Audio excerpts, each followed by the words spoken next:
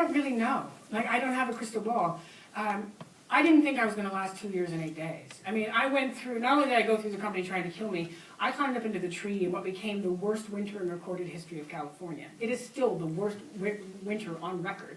I was 18 stories up in a tree in the worst winter on record. You know, sleet and snow and hail and rain, 90-mile-an-hour winds. My walls and roof of tarps were gone. I was getting pummeled with the weather. You know, like here, I went out today, I was like, oh God, it's cold and wet, but then we get to come inside and get warm. For 2 years and 8 days, there was no inside to go in and get warm in. Even when I got my roofs back and my walls back, moisture could still get in. I almost lost 6 of my toes and 5 of my fingers to frostbite because I was wet and cold for so long. My skin actually turned black and fell off for 3 months, just kept falling off. The most pain I've ever been in. The pain of that frostbite was so bad, I had to shove things down into the bottom of my sleeping bag to keep the weight of the sleeping bag off my toes, because just the weight of the sleeping bag sent me out of my mind in pain. So, you know, I could tell stories all night long of the challenges and the amount of times where I did want to give up and come down. One of the great lessons I learned from that experience is, if we allow ourselves to care the way clearly I care, if we allow ourselves to care, our heart can call us into a greatness of being that our mind will always say is impossible. Whenever we see people who we think are extraordinary, they're the everyday folks who just went and did something extraordinary. I tell you, you know, like extraordinary, all it means is extraordinary. It's people who are ordinary and don't let their ordinariness stop them. Our mind will oftentimes say something is stupid, wrong, bad, or impossible. But when we care about something, that chatter in our mind becomes less important. Our heart calls us into an action that our mind would say is impossible. So what I do know is 2 years and 8 days was way longer than I ever planned on being up there. And all I did was I took it day by day and just said, you know, am I more in service up here, or is it time to come down? My commitment was to protect that tree and that grove and to try and bring attention to the issue. And I didn't know how long that might take, but I knew that I would know when it was time. And then before I gave up and came down and said I've done enough, we ended up reaching the agreement. So life is a journey, right? Yes. What is the status of the redwoods now today? What is the status of the redwood? Well, in the area I was protesting, we actually had a really big success. So Maxam Corporation is the corporation based in Houston, Texas, that came in and took over a family-owned business called Pacific Lumber. And after they took it over, they kept trying to pretend to be Pacific Lumber, but they were Maxam Corporation, and they operate in a very different way, because the family-owned business where the family lives where they're logging operates much differently than a business that's owned by a corporation somewhere else. But a few years back, we actually got Maxam Corporation out of Humboldt County. So they had 200,000 acres of land, and they no longer log there.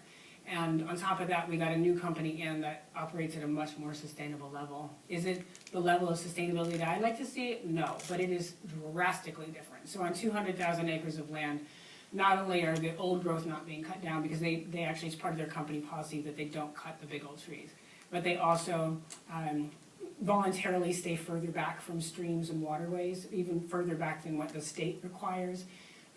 They don't light the clear cuts on fire with diesel fuel and napalm. Like a lot of the things that were really drastic about what Maxam Corporation is doing, they don't actually do that anymore. So that's a huge success. And at the same time, logging is still continuing. The new bad guy that moved in is called Green Diamond, and they're logging like crazy. Even the state is trying to push through a widening of Highway 101 that would go right through a park that's already been protected and would cut down trees that are thousands of years old so that they can ship more crap up and down Highway 101. That's actually why they're doing it. So people are still protesting, people are still in trees. There's still people in courts litigating, trying to not only stop bad things from happening, but also just get the laws that are already on the books upheld. You know, the company I was protesting, they violated the law over 300 times in 3 years. And they just got to keep on logging. They make more money breaking the law than keeping it. So that's part of, I remind you, when you see anyone doing direct action in today's world, it means all other systems are failing. You don't risk your freedom and your life as your first option. That's not where you go first. So whenever you see anyone doing direct action around fracking, around the oil pipeline, around forestry, all these issues that are really kind of up in our conversation right now, it's because all of the systems are failing. And so we do direct action to try and highlight what's happening and try and change things, while people also work in the courts, work in the political system, work on consumer awareness. Thank you. Yes? Yes.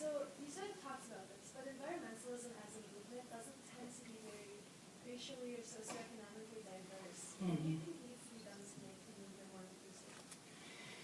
So I'll just rephrase to make sure everyone hears. Paraphrasing, the environmental movement doesn't tend to be really diverse, and so what do we do to make that movement more diverse and inclusive? Yes? Okay, great. So the first thing I like to actually reframe too is that even though I said it in the film, I actually very rarely use words that end in ist or ism. And the reason why is because when we hear a word that ends in ist or ism, it was originally started as a way to relate to something. That's why we came up with all words that end in ist or ism actually have, it's a label about how we try and relate to something. But over time, those have been labels that disconnect us. And every issue we face today, whatever issue it is you care about, the prison industrial complex, as a student, your right to good education without being in debt for the rest of your life, like whatever issue it is that you care about, that every issue is a symptom of the disease. And the disease is the disease of disconnect. When we're disconnected from the earth, we make choices and that hurt it and don't realize we're hurting ourselves and the generations who will inherit whatever we've done. When we're disconnected from each other, we make choices, even sometimes unconsciously by what we buy or purchase, that causes very real harm and suffering to other people on the planet today, let alone future generations. So the reason I mention that is just to say and to acknowledge that even the word like environmentalism is accidentally perpetuating the disease of disconnect. Because we think about environmentalism means you're a particular kind of person. And I remind people, if you like to breathe, you're an environmentalist whether you think yourself as one or not. Like, really. Regardless of what you think about people like me, if you like to breathe, you're an environmentalist whether you think you're one or not. You need trees to breathe. We all need trees to breathe. We need trees to have clean water.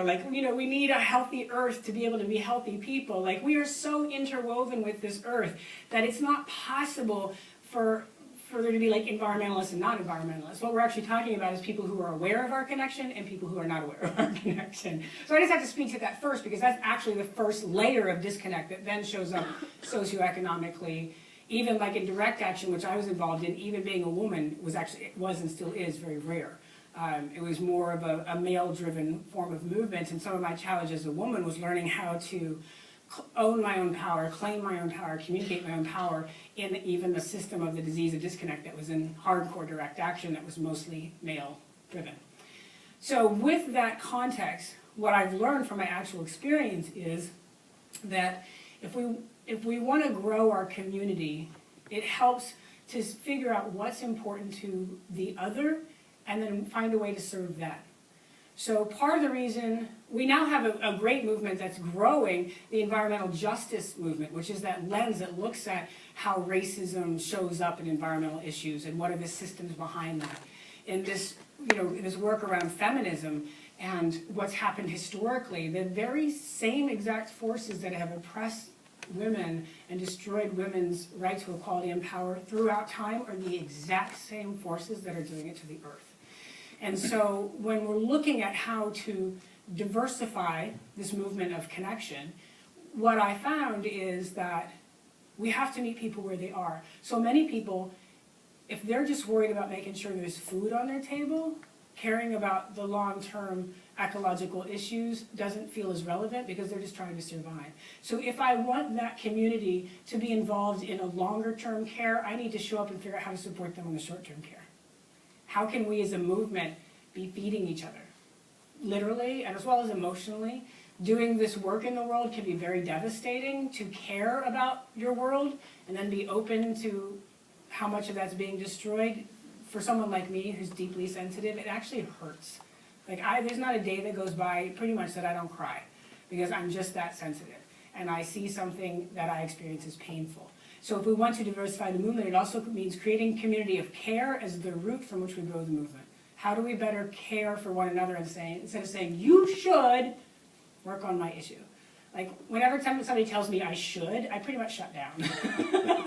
Right? I don't know about you, but when somebody tells me I should, I'm like, no, you should. I get all uppity. And so I know if it's true for me, then it's probably true in general. So that's how I've done the work. Van Jones, who was on that video, it's an old video, he's the one who was eventually hired under the Obama administration to help as the Green